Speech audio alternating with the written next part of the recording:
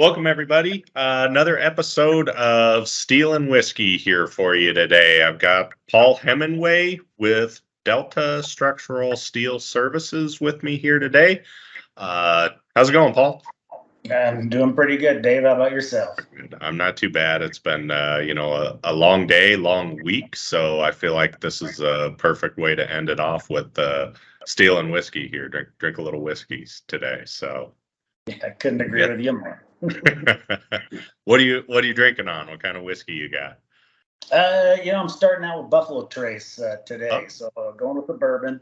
All right. Usually my daily drinker. So one of my favorites, clearly. Yeah. It's great when you get it, in the big gallon jug. I probably can't show label. You don't mess around. You're just going straight for the big one. That's good stuff, though, isn't it? Go big, go home. Yeah. No, it's replaced my Jack Daniels that used to be my daily. So yeah, it's a good one. Good.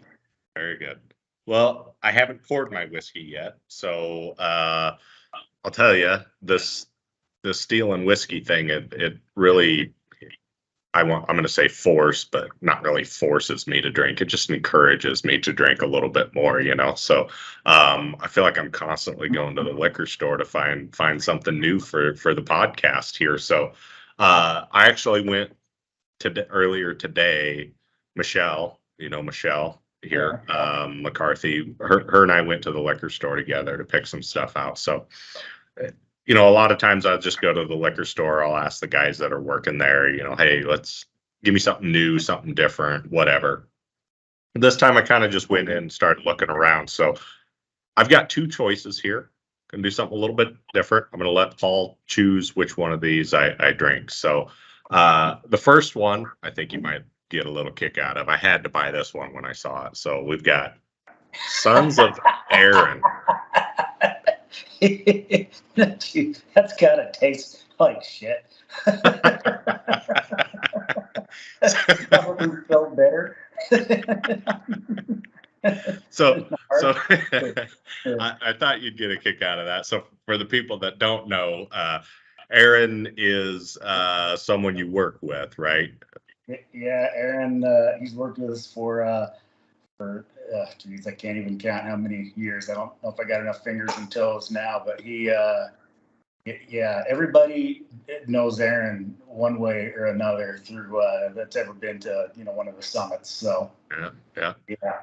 And so way back when I first got my start here at SDS2, Aaron and I spent a lot of time on the phone together when I was in support, because I think that was not too long after your company had implemented SDS2. So Aaron was definitely always calling in with problems or looking for ways to get better, all that good stuff. So him and I developed a pretty good relationship back then. So I thought it was pretty funny. I thought that would be a good one to give you a choice to pick out for me. So I'm glad you got a kick out of it. So yeah. And it's an Irish whiskey. I don't know. Is it Aaron Irish? I think he's too angry to be Irish. Irish are pretty angry sometimes. I was trained to detail by a German, and I would guess him to be German more than anything between his anger and bitterness. But I could be wrong. That's the only German I've really known for sure. we gotta be careful what we say about Germans. We're owned by a German company now, so we have to be a little careful with what we say. We like the Germans. We like the Germans for sure. Everything I know came from that guy. So there you go. He was a good detailer, but man, he worked. Very good. So here's my second choice, and I debated getting this or not. Since Michelle was with me, she approved it. Michelle said it was okay to put on air. It's well, here we go. Second choice. There's a little glare on there. Oh man. So we got Chicken cock or Son of Aaron. Chicken Cock, which is so the Chicken Cock is a Kentucky straight bourbon whiskey, and Sons of Aaron is an Irish whiskey. So Which one do you think I should open up? So, well, since I'm drinking a bourbon, we're gonna go with the bourbon. So All right. chicken cock it is. Okay, let's see what we got here. I haven't even, I gotta take plastic off and everything here, so. Is it bottled in bond? Do you know? I mean, is it true bourbon? Are we sitting at 100 proof? Does it? It'll Let's, say it's bottled in let's see. bond. It's a 90 proof. 90 proof. Yeah. Great, bottled by Grain and Barrel Spirits, Bardstown, Kentucky. Nice. Yeah. I mean, it was not a cheap bottle. It wasn't a super expensive one either. Kind of middle of the road, I would say, as far as the cost of it goes. So it was a hard week. I'm assuming they just gave you Sons of Aaron, asked you to take it off their hands. Yeah. You know, when I was checking out, I did ask the guy. I asked him. I said, "Well, what do you think of that one?" He goes, "Sons of Aaron. Never had it." And the other one, the chicken cock, he says, "Oh yeah, that one's pretty good." So you can imagine the jokes that were happening at that point. Oh yeah, I'm sure. Here we go. Cheers. See how it tastes. Cheers. Yeah, that's smooth. Real smooth. Got a pretty decent little kick to it, but that's smooth, so that's good. Yeah. Nice. So, you've been around the industry for a long time here, Paul. So I'm sure a lot of people watching this are gonna recognize you, know who you are. Pretty small industry a lot of times. So, yeah, we all know how that goes, and might have crossed paths with Paul at some point in time or another. But can you give us a little background on yourself? How'd you get into detailing? Where'd you get your start? How'd you end up where you're at today? Oh man, so when I first went to college, I did an associate's program. Always loved drafting, detailing. So started with an associate's degree, and it was a drafting and design, I believe was what it was called, as I was debating on which engineering portion I wanted to go into. And the first company that I worked for once I got that degree was, I'm assuming I can say the company name. I don't even think they're around anymore, but it was Bond. What was the name of it? Bond and Associates. Okay. Yeah. As I mentioned, the owner of that company, he was a German, big guy, knew his shit. And we did it all on AutoCAD. We had template after template set up. He expected 8 to 10 detail sheets per day out of you, with 8 to 10, beams on those detail sheets. You couldn't draw anything to scale, so you did everything with a calculator. Drew that, just constant. We did 10-hour days, occasionally 4-hour Saturdays. Learned a lot. He had the philosophy of no checked sheet should come back all yellow. You didn't talk when you were working, except on break, and then he'd come in on break and you'd smoke. The level of smoke was about to hear in the office. That was the good old days, wasn't it? That was the back in the good old days. That was mid 90s. Okay. And he always said, when you look at a drawing, the guy in the shop should be able to build that with nothing more than a tape measure and a T-square. And it always stuck with me. And I still use that saying, today to these guys. I'm like, when you're going over these drawings and taking a look at it, that's all this guy in the shop should really need. Granted, everything's CNC data for the most part anymore, but at the same point in time, you still got to have that information out there when they're placing this, those items on the steel. And so,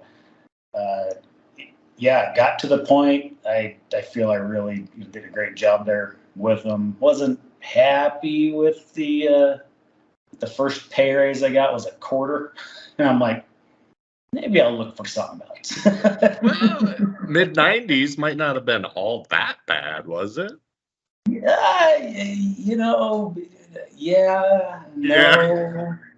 It was at that point in time. I really feel that I had excelled to a point where, yeah, I was deserving a bit more. I mean, yeah, I'll Yeah. brag myself up. I mean, I was the shit in the office at that Yeah. point. And other than, our checker, he'd had guys there for several years. In fact, two of them at a later date came and worked for me, and then I think two, those same two, I think ended up, one opened up an office with another guy that had worked for me, and then I think the other one went on to teach at a school, if I remember right. But yeah, so that was my start. Okay. Went to a fab shop for a little bit and ran their department. Um, You ran the detailing department for that fab shop? Yep, ran the Yeah. detailing department for that fab shop. The Okay. interesting thing with that, it wasn't a structural steel fab shop. It was a food manufacturing. But a lot of the same principles apply. I implemented 3D. Um, we started doing everything in 3D at that point in time. I got them talked into actually upgrading the computer system. The plotter had an old pin plotter and everything, and so yeah, went there, and then kind of the same thing. I was feeling like, man, they aren't truly appreciating everything that I have to offer here, and then came to where I'm at now at Delta. We were diversified, and then we went through a little bit of an ownership change, became Delta, and I believe that was in '98, and so I've been with Delta, diversified / Delta since '98. And it was right So around, I want to say, 99, 2000 or so when we first brought in SDS. okay. Yeah. So did you help found Delta, or was it established already when you So went it had there? already been established. So my business partner, Ross, he had a metal fabrication company, and he did some red iron. He did a lot of exotic metals out here at the National Lab. Um, and he had a detailing and design department there, and so that's what I joined.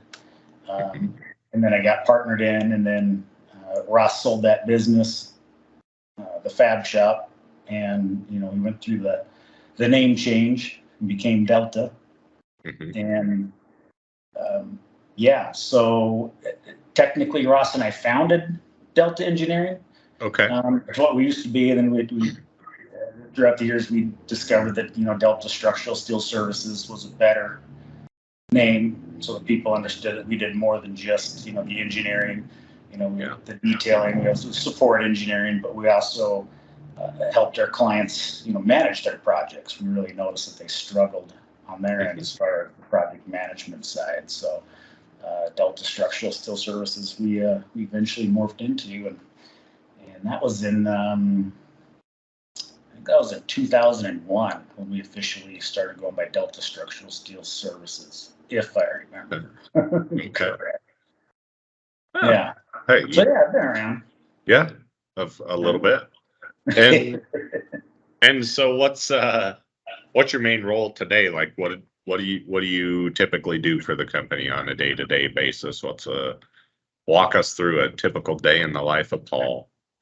Nowadays, it's client relations.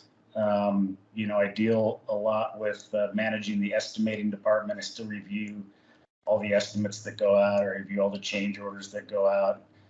Um, I make the big and the little decisions that some don't want to make. But my role is actually getting into the nitty gritty of the detailing. I don't do that much anymore. Sure. Um, but luckily I'm just an outside looking in, so I can always provide some helpful solutions when it seems like Mhm. we run aground into something. So Yeah. that's my fortunate role now at Okay. times. Sometimes not fortunate. It's been one of those Okay. weeks when I'm like, man, I wish I could just be detailing. Yeah, hey, I get it. There are days I think to myself too, I wonder if I just was back in support, just answering phone calls and talking to people and helping them out. Wonder what that would be like again. But no, I have those moments, happy with where I'm at though, for sure. So, yeah. So what do you guys, as Delta Structural Steel Services, you talk about client relations a little bit and that, what do you guys do to stand out? What do you guys do that's better than all the other steel service companies that are out there, detailing companies that are out there? What do you guys go sell your clients? So, in a broad answer, one of the things that we've always embraced as a company is we always try to stay ahead of the technology curve. Um, Sometimes it pays off, other times not so much. But if we see advances in technology, and we see benefits of that can benefit our clients and ourselves, we usually embrace that, introduce it to clients, and help them understand that value that they're going to have. We also do, like I said early on, a lot of our project management that we maintain in house that really originally started out to make sure we're protecting and covering ourselves. It turned into a valuable project management role and tool for our clients, Mm-hmm. to the point of where they really count on us for um, yeah, for all that communication, the backup on the change orders. We're very thorough on our change orders when we send that backup. We keep documentation of everything, and we provide them as much assistance as we can to make sure that they're protected and getting paid as well. Because as long as they're protected and getting paid, generally speaking, we are too. Those are some of the, I guess, the bigger things that have always kept us in, Yeah. I don't know, I guess in favor with a lot of our clients. I mean, we've got clients that go back years and years and years, and they've always appreciated that service. Sometimes it feels like they lean on us a bit too much, and then I got to tell people like, Aaron, like that's part of what we do.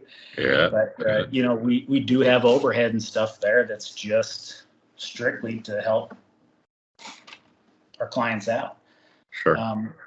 We'll estimate, any project that they send our way to make sure that they get a number. So again, we keep some overhead there when it comes to the estimating, because we understand the value that they have to have a good, accurate number, whether they use us or not. They can look at our number and know if somebody's coming in too low, too high. And occasionally they'll come to us and say, hey, you must have made a mistake because we're either way too low or too high. Yeah. And then, even with SDS, of course, we embraced that one early on as a company. We saw the value of the CNC data early on and made sure that we purchased enough of the CNC licenses to where we had the unlimited amount. Way back in the day, and I was gonna say that was a long time ago, because those days are long gone when you gotta purchase this add-on and that module and this module. Yeah, that's been gone for a while now. It's just here, you one price, you get everything, make the whole thing a lot easier. So yeah, that was a long time ago, so we can't be upset about that anymore. Water under the bridge. But yeah, so for those people that are newer to SDS2, yeah, there was a time when you paid an amount and you got the modeling and the detailing, and that was essentially it. Everything, if you needed to send CNC to your machine, that was extra. If you needed to create DWG drawings, that was extra. If you needed to send out a IFC file, that was extra. So those days are gone. Much easier buying process and all that good stuff. So it was, not only was it a headache to sell to people and try to explain to people what they were getting with these different things, Man, it was a nightmare to maintain it in-house too and keep track of. Okay, well, that company bought that, but this company over here only has that, and it was just here. Much easier, much more simplified now. So yeah. Yeah. Oh no, for sure. I mean, the software throughout the years, it's amazing to see how it's progressed and where it's at. And but yeah, it's fun to look back at those times and yeah, reminisce a little bit. But yeah, and then as we were doing that, like I say, some of our other clients were like, man, you need to start looking at at some of these CNC machines that are out there. And it was funny how many were just like, no, it's like they want $250,000 for the. Geez. Again, I hate to name drop, but I think one of the original affordable beam lines was that Ocean Avenger, if I remember correct. And I think all that it did was drill holes. Probably a single spindle. Yeah, single spindle. Yeah. That was it, and they couldn't justify it. We're like, you need to do this because it's the future, and and yeah, we still have a few small shops and clients have been around for a long time, and they still have no CNC, but they will send out some things for CNC, and even to this day, it's amazing the number of fab shops, companies that come to us and say, hey, we just bought this machine, or we're thinking about buying this machine. We're getting away from all the manual stuff, and we're going to think about buying this machine, but we've got to have the software to feed it the CNC machine, the CNC files, DSTV or whatever they're doing, whatever machine they're buying. But I think most people would be shocked at the number of companies that still come to us today that are finally switching over to some automation in that. So I always, honestly, even 10 years ago, I thought, boy, most of these companies got to be gone already. Everybody's got a CNC, whatever it was, whether it's a drill or Python when it was coming out at that time. I was like, everybody's got to have one of these. No, 10 years later, they still keep coming. So good for us. Great. I'm never going to complain about that. It's surprising. I think a lot of people would be shocked. Oh yeah.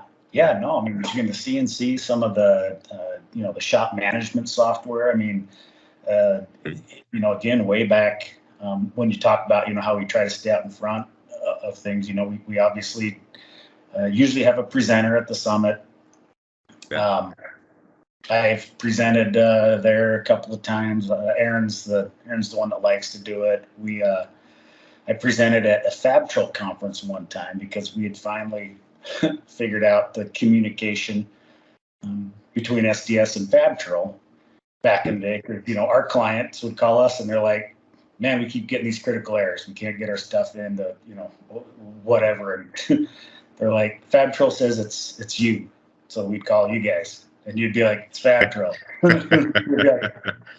Yeah, the SDS says it's FabTrol, and back and forth, and it turned out to be as simple as caps and non-caps and underscores for spaces, and so we helped a lot of clients set things up, get rid of all their interpretation files. And it was funny because FabTrol's like, they're like, well, we aren't changing our stuff. Everyone just needs to standardize to us. And I'm like, that's what everybody says about everything. They need to standardize to whatever their standards are. It's not going to happen. And but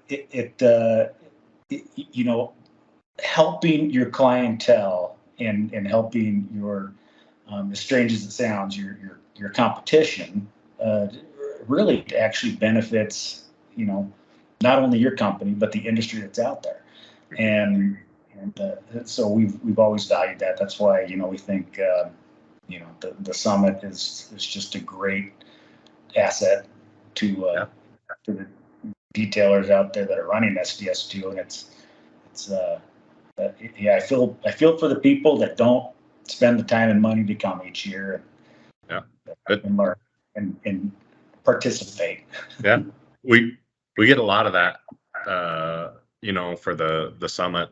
So it's just those people we always, of course, we're always gonna encourage people to come to our event. We always want people to learn more. We always want all our customers to network with each other and that. But it never fails after coaxing somebody for 2, 3, 5 years or whatever to come to Summit, and they finally do, and at the end of it, they're going, I don't know why I ever waited so long. That was silly of me to wait so long. I wished I would have come, right away. So, Yeah. and I'm glad you mentioned it. I didn't have to. It's coming up here in October.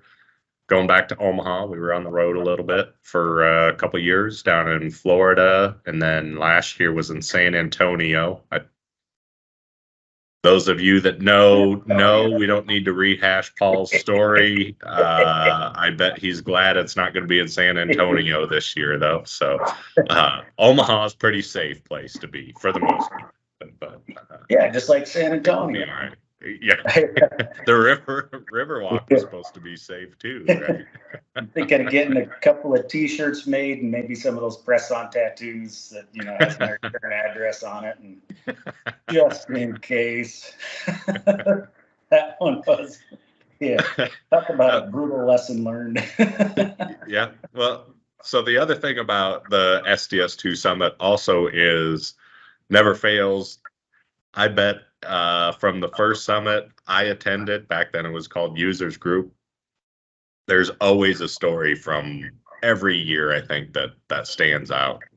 Not necessarily related to the conference or software, the industry. There's just always, the shenanigans after hours or whatever. So we like to call it the networking. Yes, after hours networking, we'll call it, right? And I don't want to pick on him because he's not here, but we were talking about Aaron, and hopefully he watches this. Does Aaron listen to this podcast? I talked to him about it a long time ago when I saw some of the early ones with Doug and Michelle, and I'm like, what is this stealing whiskey? And I'm like, damn, they're drinking whiskey. And I'm like, are they on the job? I need to come work for those guys. So I don't know if he watches it religiously. He knows that you and I were going to be doing one today. So, I shouldn't tell the story then about how he won a TV or almost won a TV, but missed out. And yeah, we'll rehash that one when I have him on here as a guest here in the future sometime. So, yeah, at least, I think every year there's that, the saying, regardless of the must be present to win. So, yeah. I think we made that stipulation because of him, right? It was already there, and I was there, and I was welcome to. I even called them. That was the year that I didn't even want to do this when they bust us out, and so I always feel trapped when they do something like that. So they bust us out some winery. Yep.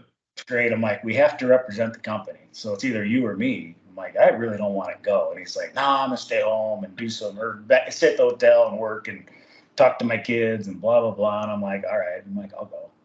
And it was great because Doug, when he's announcing it, he's like, from Delta Engineering or Delta Structure or whatever. And I'm like, yeah. And it's like Hemenway, and I'm like, he's at home. We're at the hotel. He's working and talking to his kids. And I think it may have been even more official mandatory because I think Doug took a vote or something like that of, do we give it to him? No, present to win. Yeah. Gotta follow the rules. We can't break the rules for one. Once we do that, then we set a precedent. Everybody wants to break the rules. So he got his TV later. I think he got traded off to.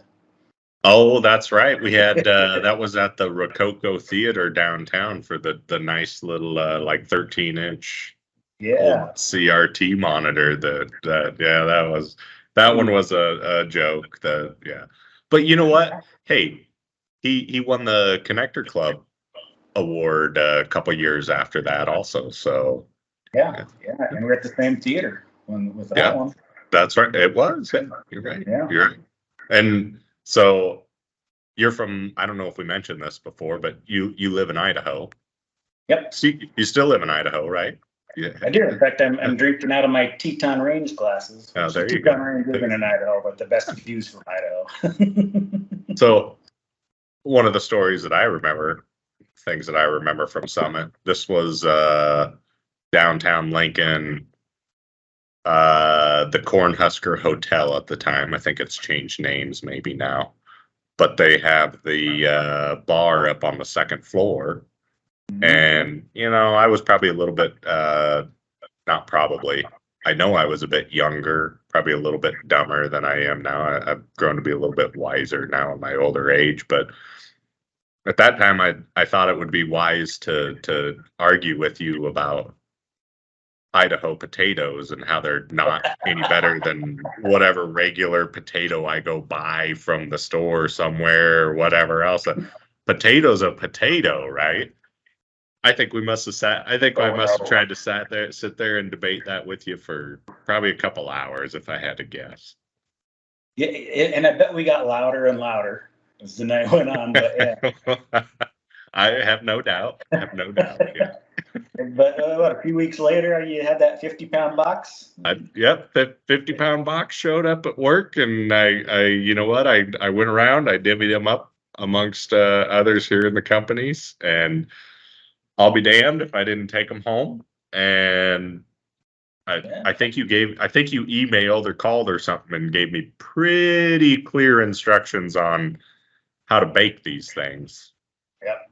And I typically a pretty quick learner, so made sure to cook them to your specifications, followed your instructions, and I'll be damned if it wasn't the best baked potato I ever had in my life. Yeah. Right. So Lesson learned. I'm never gonna argue with Paul again about potatoes. I'm just gonna take his word for it on the potato deal. So I don't even work in the industry. I just live in the potato capital of the world, as we call ourselves. And I mean, you got to remember, man, Marilyn Monroe was photographed in an Idaho potato burlap sack because somebody made some comment or something like, I bet she could make a potato sack look good or something.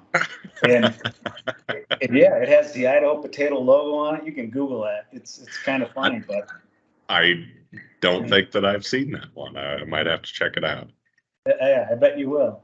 But yeah, and then that box that came from was a good friend of mine that worked. He still works for. He's getting ready to retire, but he that particular company, they actually ship out bakers all over the country. So the majority of the good baked potatoes, the big russets that you get, and usually higher end restaurants, come from this guy's company. So yeah, you got grade A stock, man. That's like Kobe beef. You got. Yeah, well, that's like we got the good beef here in Nebraska. You got the good potatoes in Idaho. So, and you know what? So it's funny we talk about that. So I grew up in northern Nebraska, north central Nebraska. It was about 30 miles north of a town known as O'Neill. O'Neill is the Irish capital of Nebraska, by the way. They got a giant clover painted on the main intersection going through town. But anyways, the reason I bring that up is because there are numerous potato farms around O'Neill. And so I remember as a kid growing up, they would announce on the local radio station, they would announce where they were picking potatoes that day. And they would do it because the machines that pick the potatoes only keep certain size and shape and all that, and the rest would just get kicked out. So we would go take, I remember we would take a pickup load of 5-gallon buckets, and then we would take them out into the field, walk behind the potato pickers, machines, whatever I don't know the technical term for it. Well, yeah, we'd fill all them 5-gallon buckets full of potatoes, throw them back in the back of the pickup, and we'd have we'd store them down in the crawl space at home. Shit, we'd have potatoes all year till the next year when they announced it on the radio again, what field they were going to be at to go pick them again. So, Yeah. I, tho- to be clear, those potatoes were not as good as what I got sent from you from Idaho, but they were still pretty good. So, yeah. It's a different potato for sure. Yeah. But yeah, no, we do it here in the fields too. They don't even announce it. People just do it. Once they go there, we go out and clean the potatoes and yeah, it's like a tradition. I mean, you have to go out and do it. It's just what you do. Yeah.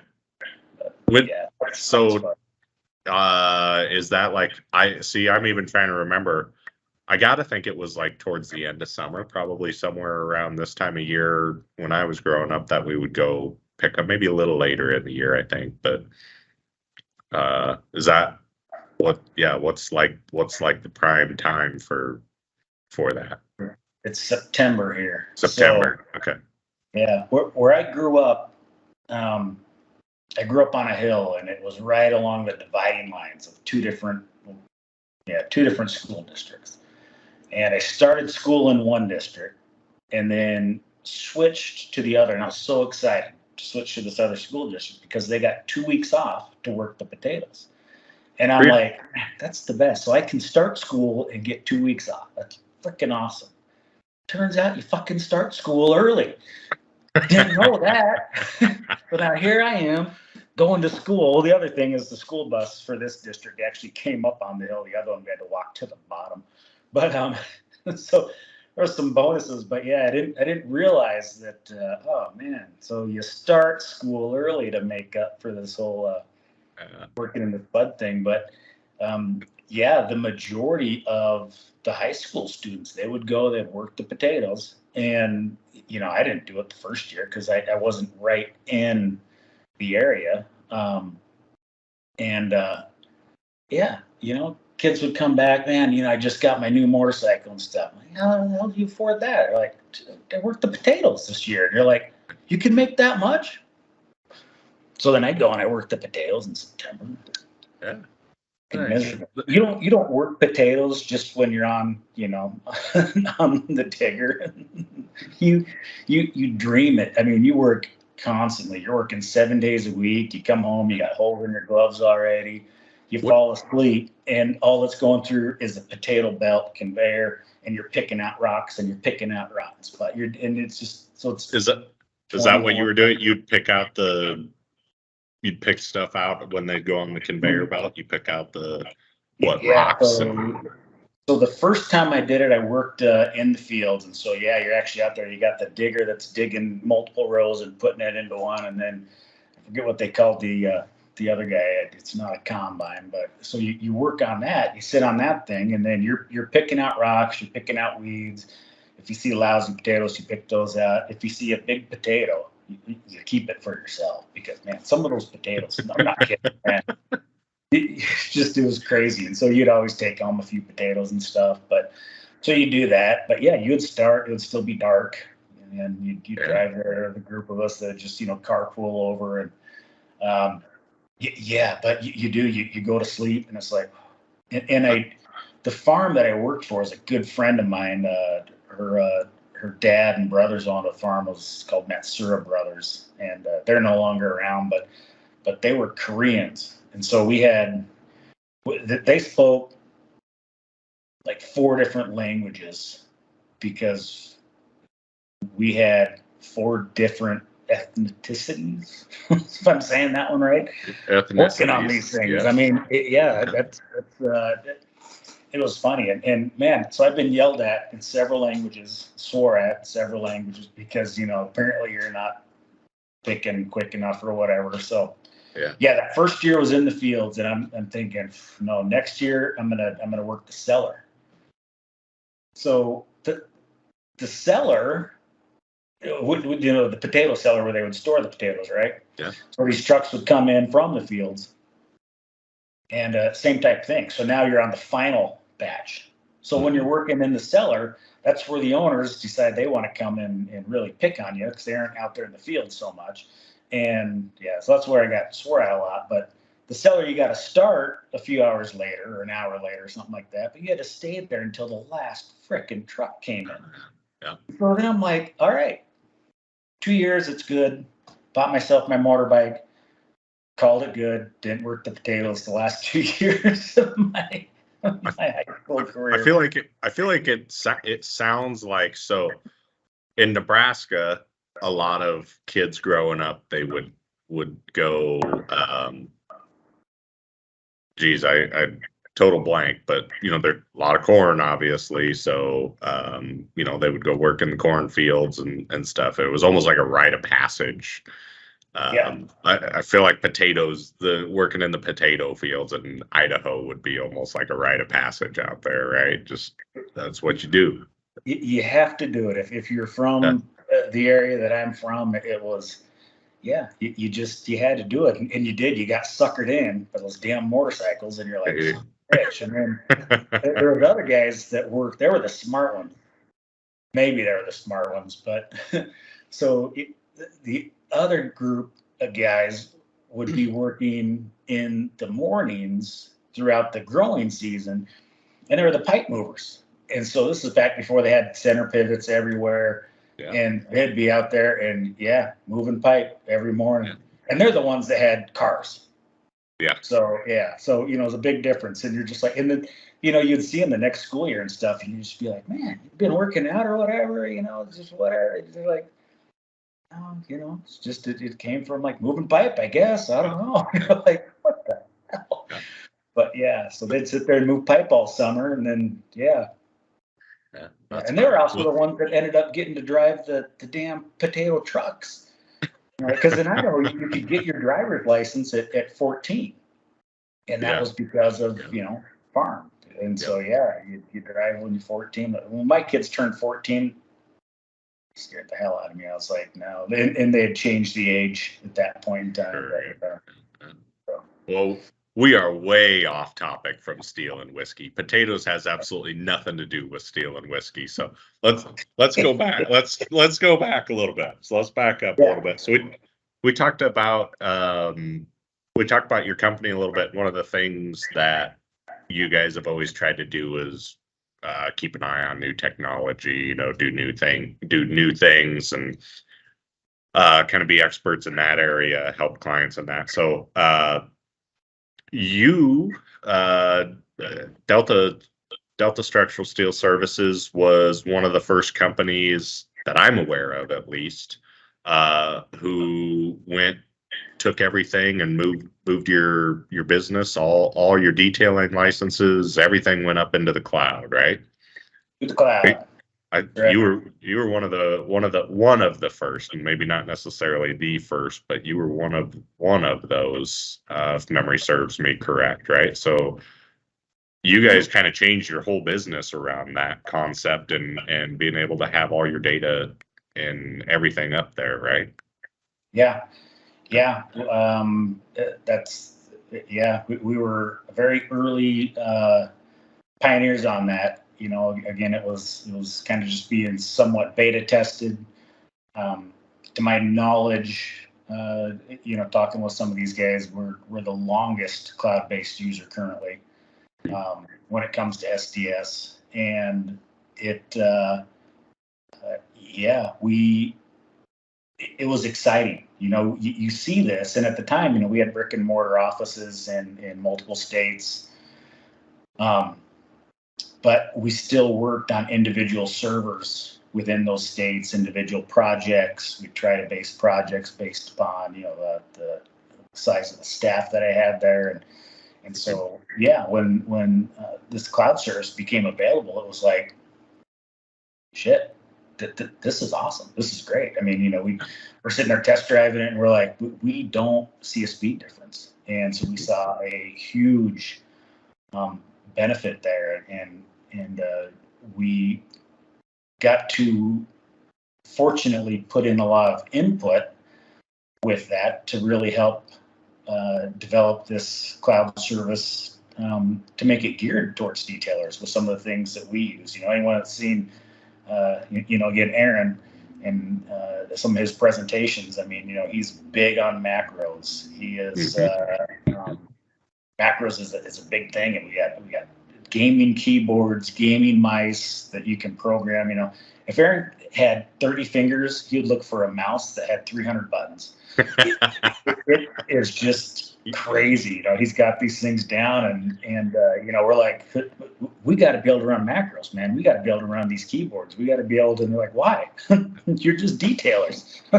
So, so early on we did that, and it was hands down probably the best thing that we did, next to purchasing a couple of seats of SDS back in the day. But we are all work from home now. We shut down every brick and mortar. And so quite a few learning experiences with managing it. But I would like to point out to everybody here that you did this before COVID. I mean, you guys were right.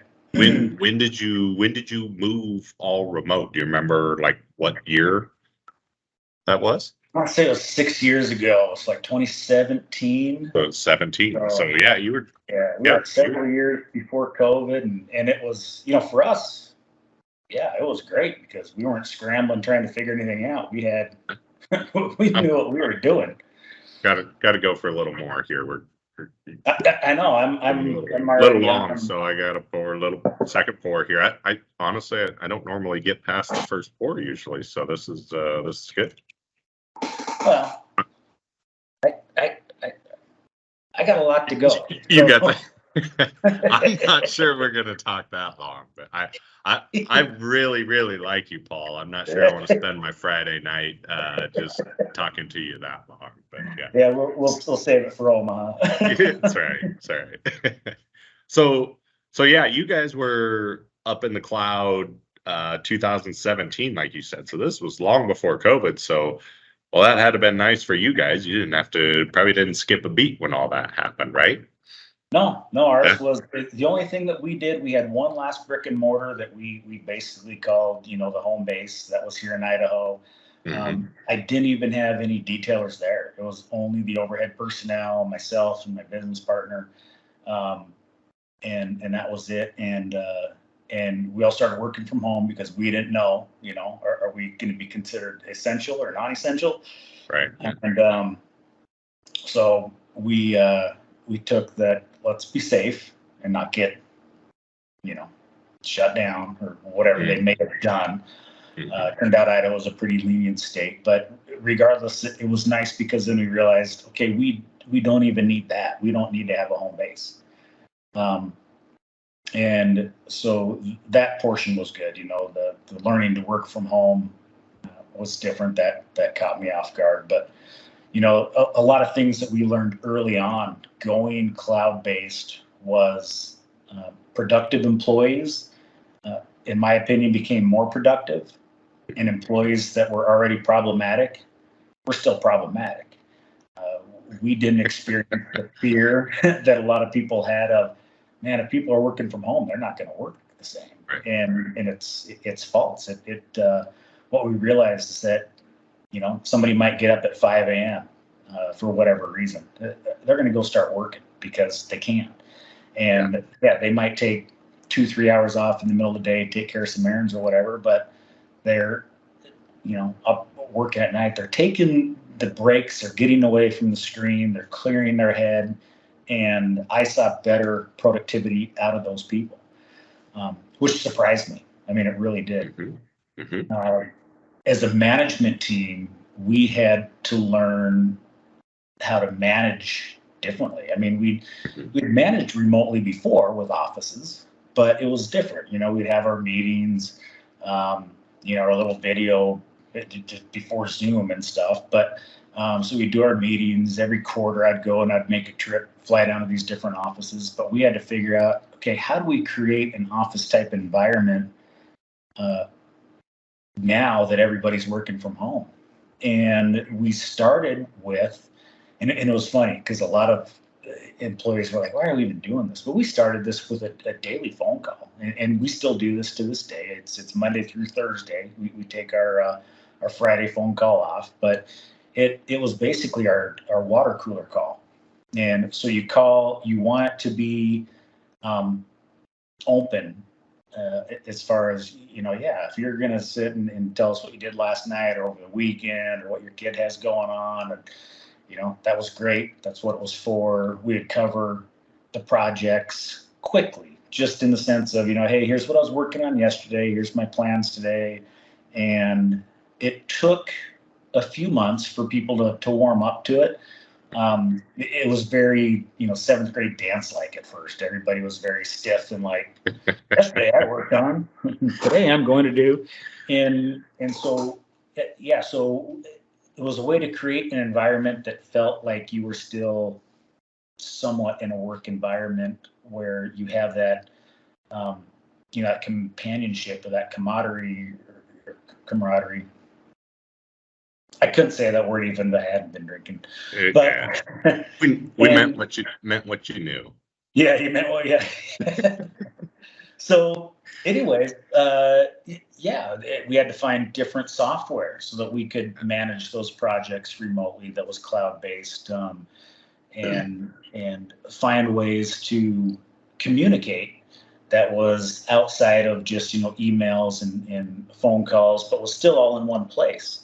Mm-hmm. So it was a different learning experience that we didn't anticipate, because it was different than just having brick and mortar offices still, even though we felt like we had a good handle on how to manage remote offices, but now we're managing remote people. And it was crazy what a positive environment it actually created for the good people. And I will tell anybody to this day, I'm like, you're good people. You're good productive people are going to be more productive.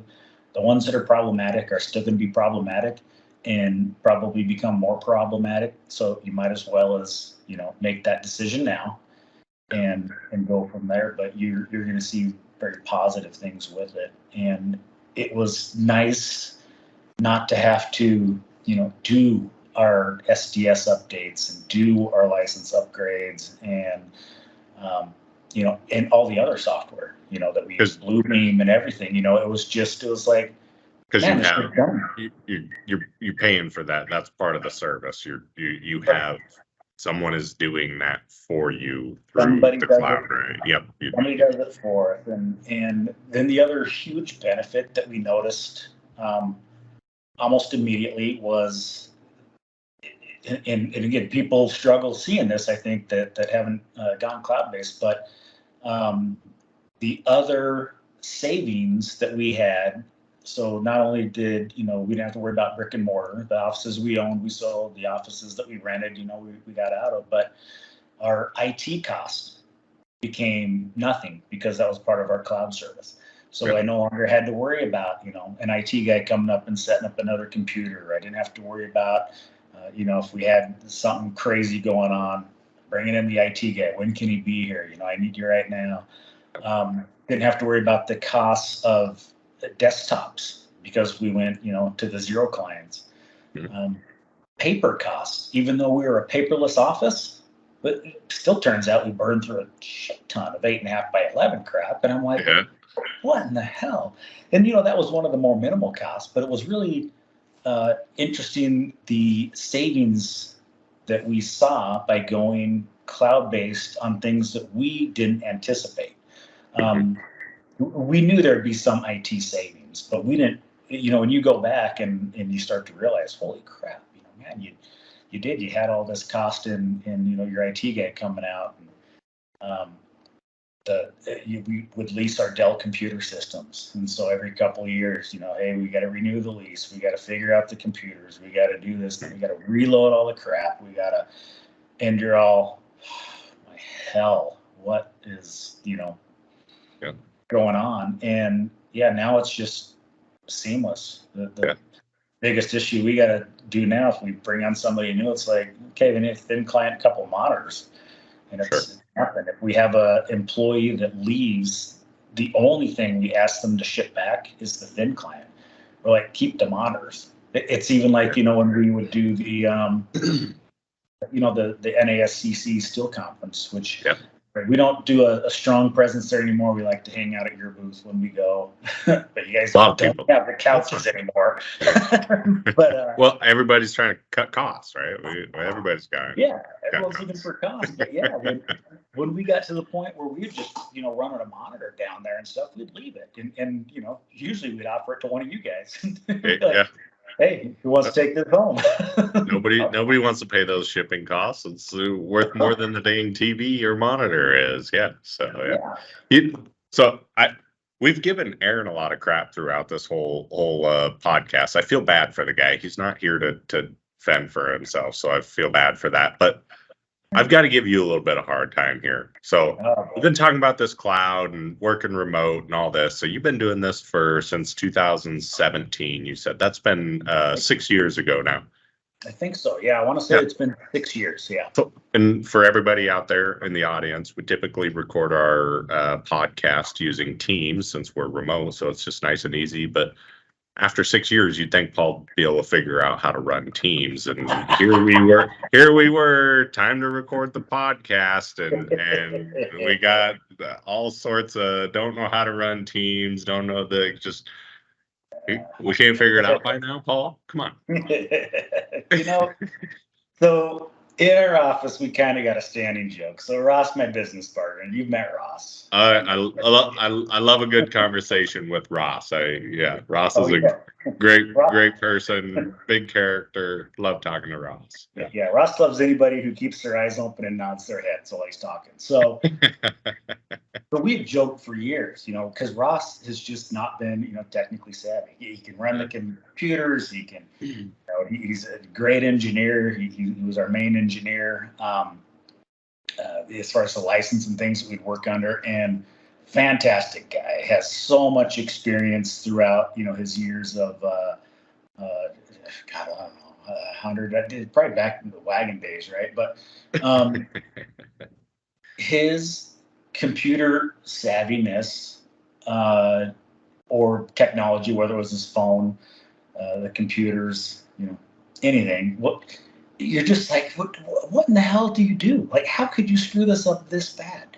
And we joke, but apparently it's rubbed off on me. Ross has taught me many, many things, but the worst thing that he's taught me, or perhaps it's the best, is this technology.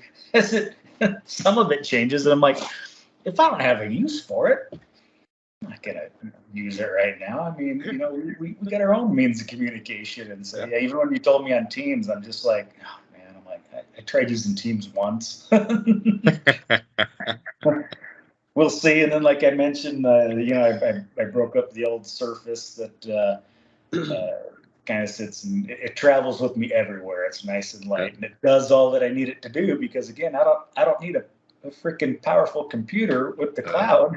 I just need something that's gonna let me access it. But yeah, it cracked me up when you so I'm doing this off of an iPhone 14 now, right?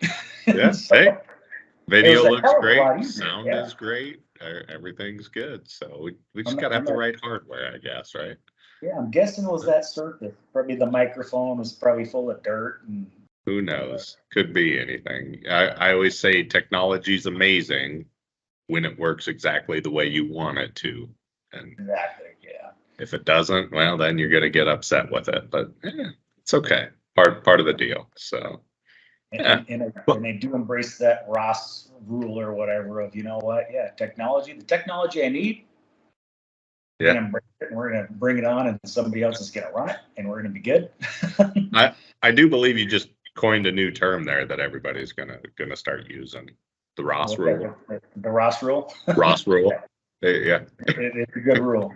Yeah. That's good. So, well, you know what? We've been going a long time here. I don't want to, keep the whole audience or anything, but so will we see you at Summit this year? You can make it to Omaha? Yeah, I'll be in Omaha this year. Aaron will be in Omaha. He'll be presenting this year. He mentioned felt like he had to jump through a few extra hoops to get approved. I really think Aaron asked me, "Don't they know who I am?" I'm like, "I have to send a bio in. Come on."